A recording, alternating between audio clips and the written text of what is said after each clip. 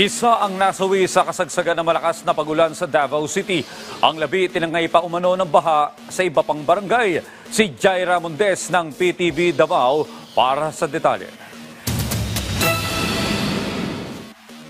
Nagdulot ng pagbaha ang malakas na pagulan sa Davao City nitong linggo ng gabi, Nobyembre 13, kung saan namatay ang isang 30 taong gulang na laborer na mula Barangay Crossing, Bayabas, Turil, Davao City.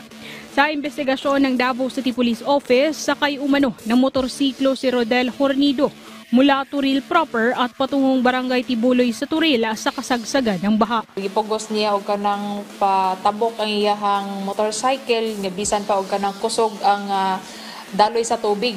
So wala makaya sa motorcycle ang pagtabok.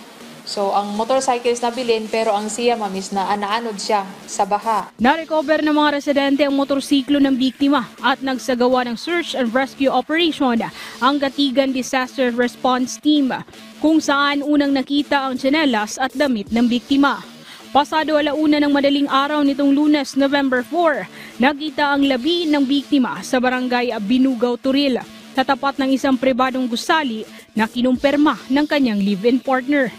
Kaya naman, paalala ng mga otoridad, huwag magpakampante sa mga pag-ulan at pagbaha na nararanasan. Ato lang ikuan ang mga baha diha, dili ta magkumpiyansa. Ato lang sang palurangon, ma'am, magtambay lang sa takadali, diha na ta motabok kung safety na gyud ug luwas na makatabok. Ang pagulan sa Davao City kagabi ay epekto ng localized thunderstorms. Mula rito sa PTV Davao, Jaira Mondes para sa Pambansang TV sa Bagong Pilipinas.